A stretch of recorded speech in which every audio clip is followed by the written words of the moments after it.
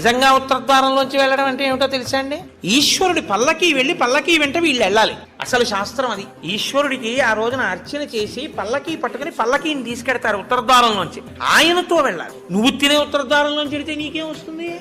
ఆయన వెళ్ళిన ఉత్తరద్వారంలోంచి వెళ్ళాలనుకోవాలి. అథవా కనీసంలో కనీసం నీ బాధ్యత ఏమిటి? ఉత్తరద్వారంలోంచి నువ్వు వెళ్ళాలనుకుంటే ఈశ్వరుడితో వెళ్ళేటప్పుడు ఎలా వెళ్ళాలో నువ్వు అలా వెళ్ళాలి. ఎలా వెళ్ళాలి? వైదికంగా వెళ్ళాలి. పైన చొక్కా బనీను ఏమీ లేకుండా ఉత్తరీయాన్ని మాత్రమే కప్పుకుని పంచ గోచీ పోసి కట్టుకోకుండా వెళ్ళకూడదు. గోచీ పోసి కుర్చీళ్లు పెట్టుకుని వెనక్కి దోపుకోకుండా వెడితే మహాపాపం. వేదం పటలపన్నం చెప్తోంది. కాబట్టి కుర్చీళ్లు పెట్టి గోచీ పోసి వెనక దోపి అన్నీ విప్పి ఉత్తరీయం వేసుకుని ఎవరి సంప్రదాయానుసారం వారు తిలకధారణ చెయ్యాలి. నేను చేసి శ్రీరంగనాథుడితో కలిసి ఆయన పల్లకీతో నేను ఉత్తరద్వారంలోంచి మౌనంగా కాని భగవన్నామం చెప్తూ కాని ఆయన వెంట వెడితే నా ప్రాణోత్క్రమణమైనప్పుడు కూడా ఆయన నన్ను అలాగే తీసుకెడతాడు.